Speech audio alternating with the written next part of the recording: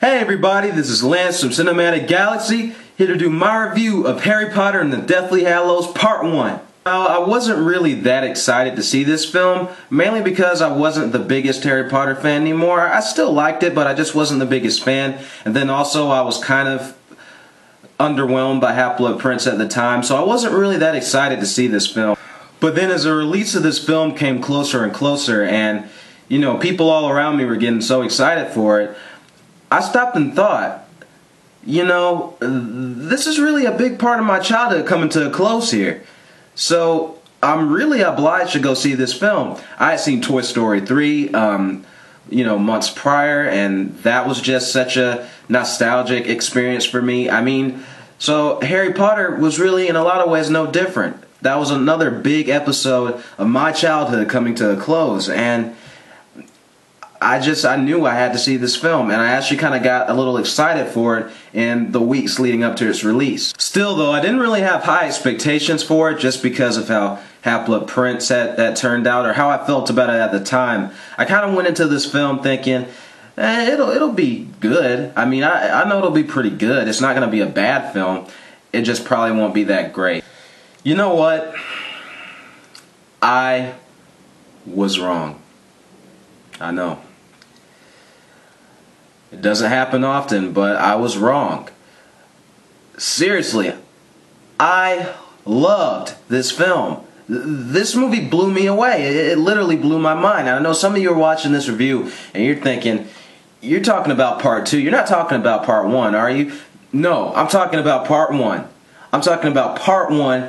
I'll talk about part 2 when I do my review of part 2. But part 1 blew me away. Seriously, I was shocked by how well made this film was. So the Warner Brothers logo was coming up, and I didn't really know what to expect. Then we see it kind of decaying, you know. I guess it symbolizes that there are really dark times ahead. And the first thing we see, what's the guy's name? He plays Davy Jones in the Pirates of the Caribbean films. I don't know his name. I do know his name, but I forgot his name right now. Anyway, though, he plays Rufus Scrimgeour in this film, and the first thing you see him say, "These are dark times, there's no denying." And it just gives me chills, you know, seeing him talk about it like our world has never faced a greater threat. And you know, and I'm thinking, oh, this is pretty intense right here. And then after that, after he's done with his scene and all that, we see Hermione in her room. Her mom calls her for supper, and you know, Hermione, you can see her face. She's obviously sad. She knows that. She's just reading the Daily Prophet. Bad things are happening in the Wizarding world every second.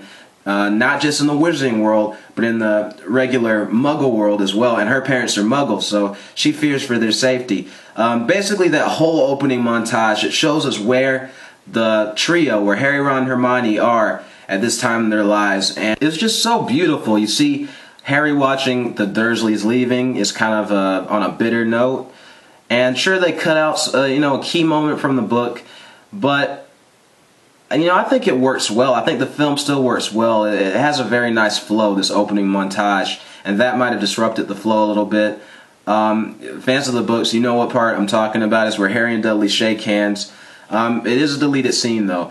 And you see Ron gazing at the horizon, and Hermione obviously wipes her parents' memories, and it's just so well done. Another scene that let me know that this film was for real was the next scene, the scene immediately after, where you see Snape going to the Malfoy Manor. Voldemort is conducting a meeting there for all his followers, and I tell you, Ralph Fiennes has never, up to that point, he had never been scarier in any of the other Harry Potter films. Seriously, in that scene, he made my flesh crawl. I mean, he was so creepy and so disturbing, And he was literally the Voldemort from the books that I pictured. He was so scary in that scene, so intimidating. And Snape, obviously, his allegiance is still in the question. You see Voldemort, basically they're discussing how to get Harry, because Voldemort wants to capture him, and he also needs another wand, you know, all that stuff, yada, yada, yada. But the part of the scene that really, really shocked me was when Voldemort brings in the teacher, the Hogwarts teacher, Charity Burbage. She teaches Muggle studies at Hogwarts, and basically they had been torturing her there. And he kind of, with a flick of his wand, he sends her kind of levitating over the table where the Death Eaters are having their meeting, and he basically mocks her for thinking that Muggles and magic folks can collaborate together, and you know, and whatnot, and they laugh at her, and they're jeering at her, and you just see her face, and you see this lady has been through hell. You know, she's been crying, and she's been tortured beyond belief. And you know, the whole time that scene was going on, this was me. Seriously, I'd read the book. I'd read all the books. I knew the movies had been getting darker and darker, but we had never seen anything like this. We had never seen anything like this in any of the films, and I just got chills watching that. And you instantly felt for her, just seeing her get levitated across the table, and she starts pleading to Snape.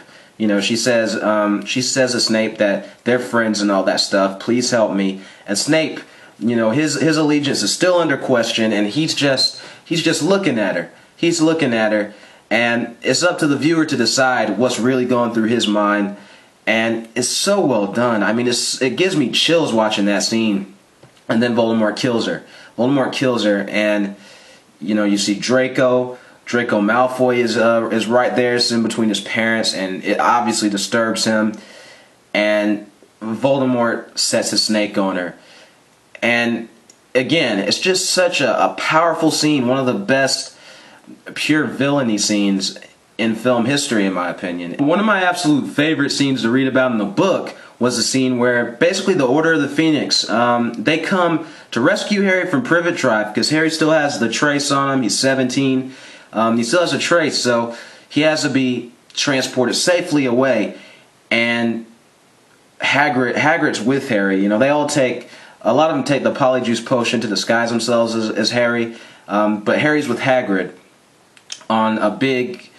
Hagrid has his big motorcycle, his flying motorcycle, and Harry's in like a little sidecar. But anyway, yeah, it's really nice because Hagrid was the one who delivered Harry to Privet Drive when he was a baby. So it's nice to see him transporting him safely away, you know, trying to protect him.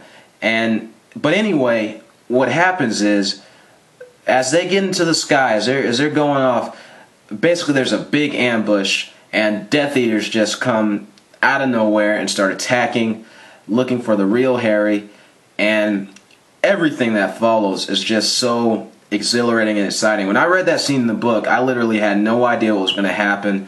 I was scared. I was scared about who was going to die. I knew somebody was going to die, and I was scared Hagrid was going to be one of the ones to die. But anyway, that scene was so exhilarating, and I was so anxious to see how they would do that on film. And the film reminded me of why I love that scene so much in the book. I mean, I was blown away. Literally one of the best action scenes in the entire series, one of the most exciting scenes. The effects were brilliant. And watching the scene, it was like David Yates, you know, like many scenes in this film.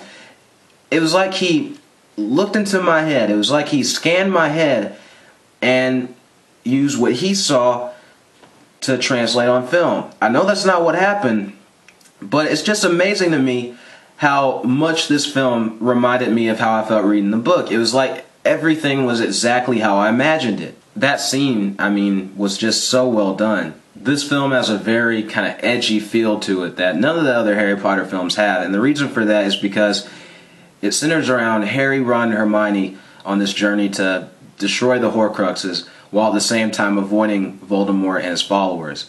And you know, so they don't go to Hogwarts in this film, and for a lot of this movie they're on their own. So it just gives it this very gritty, contemporary film. Like, there's a scene of them where they're in a cafe, a regular Muggle cafe, I'm saying muggle, like I'm a wizard. A lot of people seem to think, one of the common criticisms of this film is that, you know, a lot of it takes place during camping scenes, and people seem to think that the camping scenes drag and that there's too long of a stretch where nothing really happens, where they're just camping. Personally, I disagree. I disagree. I was never bored during any of those scenes because I felt like one of the things I loved about this film was the fact that it was able to focus on how long they were camping and how frustrating it was. This whole series has had great acting, but the neat thing about it is that it's mostly Harry, Ron, and Hermione throughout this whole film. It's mostly Daniel Radcliffe, Emma Watson, and Rupert Grint.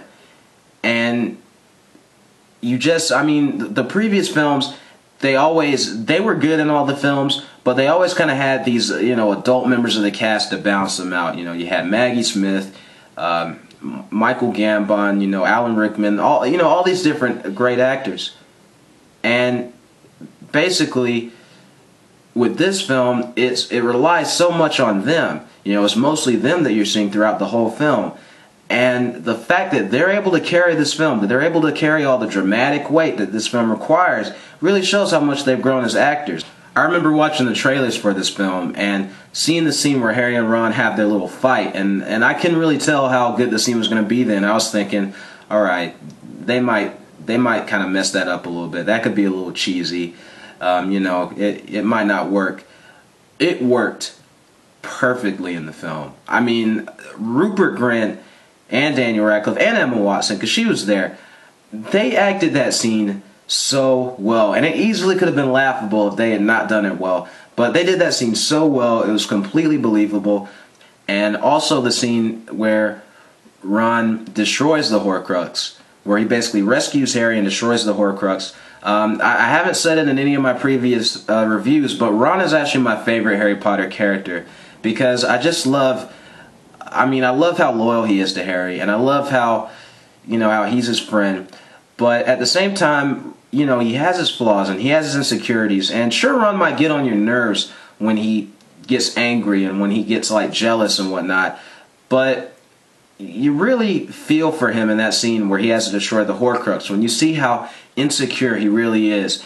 And what I just love about his character, I love how he has to overcome that insecurity to defeat Voldemort. The whole Malfoy Manor scene towards the end of the film is very well done, very beautiful, and that scene shocked me as well because the scene where Bellatrix is torturing Hermione is so scary. I mean, and hearing Emma Watson, she gives this really high-pitched, blood-curdling scream. I was not expecting anything like that. I mean, Emma Watson has always been, I've always thought she was very good as Hermione, but in this film, she blew me away too. I mean, their acting was all just so great in this film.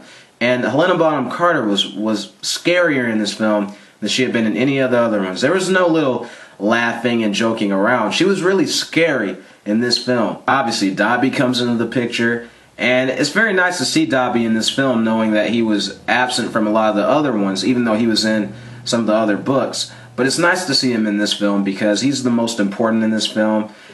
And if you're not crying by the end of this movie, I just don't even, I'll admit it, I teared up. I teared up because, you know, if you'd seen the film, read the book, you know what happens, and man, but it was a really well done scene, and Dobby is a very brave elf.